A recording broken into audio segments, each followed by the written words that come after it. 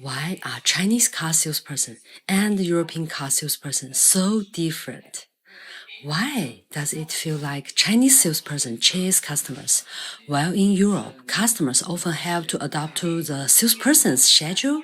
Hey, welcome back. I'm Tina. I grew up in Xinjiang and somehow ended up in Europe, currently surviving in the Netherlands. This is my story, miles and lessons. In my last video, I talked about a culture shock I experienced after moving to the Netherlands. I walked into a dealership ready to buy a car and there was no salesperson available. So if I wanted to view a car or arrange a test drive, I needed to make an appointment first. That's a very interesting story. You can click on my homepage to see it. After that, a lot of people asked the same question: why are Chinese car salesperson and European car salesperson so different? After spending 15 years in China's automotive industry and then living in the Netherlands, I've come to a different conclusion. I don't think the biggest difference is the people. I think it's the system. Let's start with some numbers. According to industry data, China's automotive industry profit margin was around 9% in 2014. But by 2021, it had fallen to about 6.1%. In 2024, it dropped further to 4.3%.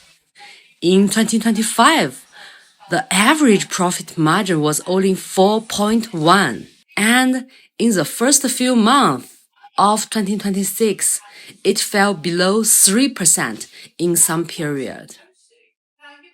Think about that for a second. 10 years ago, the industry was making around 9 RMB for every 100 RMB of revenue. Today, in many cases, it's making less than 4, sometimes less than 3. Even more surprising is that during the same period, China became the world's largest automotive market, producing and selling more than 34 million vehicles a year. So the industry isn't selling fewer cars, it's selling more cars than ever before. The problem is that it's becoming harder and harder to make money from those cars. Now, let's compare that with things people see every day. Software companies like Microsoft or many cloud software businesses often operate with profit margins above 20%. Luxury brands selling handbags, watches, and designer products often achieve profit margin above 20% as well. Even many customer brands selling personal care products or household goods can reach profit margin in the 10% to 15% range. And then there is the automotive industry, one of the most complicated industries in the world. Factories, engineers, research and development, warehouse, global supply chains, dealership networks, warranty costs, after-sales service, thousands and thousands of employees. And after all of that, the industry is fighting over 3% to 4%. So, when people ask me why Chinese salespeople are so proactive, I actually think they are asking the wrong question. The better question is, why can't they afford not to be proactive? An entire industry is operating on margins that thin. Every customer becomes incredibly valuable. A customer walking into a dealership isn't just a visitor. They might be the month's sales target, the quarter's KPI, or the deal that helps the whole team hit its goal. That's why Chinese dealerships measure almost everything: response time, greeting standards, follow-up rates, test drive conventions, customer satisfaction scores. It is not necessarily that Chinese salespeople are born more competitive.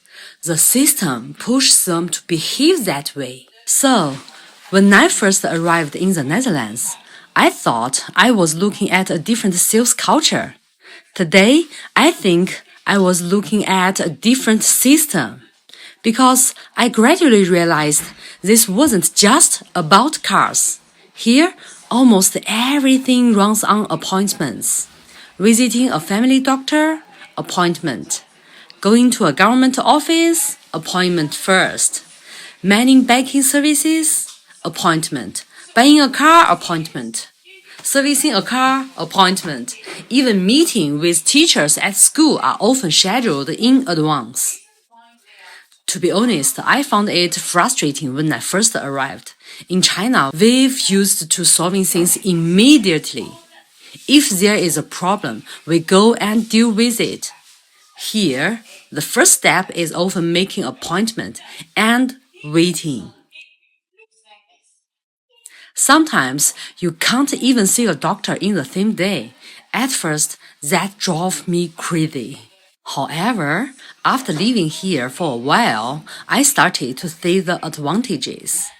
If my appointment is between 12 o'clock and 1 o'clock, then that hour is my time. I don't need to arrive at 8 o'clock in the morning, take a number, and then sit in a waiting room and wonder when I will be finally called. In a way, it's a different approach to managing time and respecting personal boundaries. And if we go on layer deeper, I think taxation and incentives also play a role. In the Netherlands, the top person income tax rate is close to 50%. Once income reaches the highest bracket, nearly half of every additional euro goes to tax. I'm not saying Europeans don't work hard. Many of my classmates work incredibly hard, but the incentive structure is different. The relationship between additional effort and additional take-home income is different. Over time, that shapes how people think about work, time, and personal life. When I look back now, I no longer think the difference between Chinese salespeople and European salespeople is about who works harder and who doesn't. I think both are responding to the environment that around them. The systems are different. The incentives are different. The rules are different. And when the system changes, people's behavior changes with it. When I was younger, I thought sales culture was about personality. Today, I think it's most about incentives. People aren't necessarily different because they are born different. They are different because the system around them reward different behaviors. And if you think the sales culture is different, wait until we talk about used car prices. I spent years working in the used car businesses in China, and when I first arrived in the Netherlands, the prices here genuinely shocked me. That's a story for the next episode. So that's all for today. Wish you a good day. See you in the next video.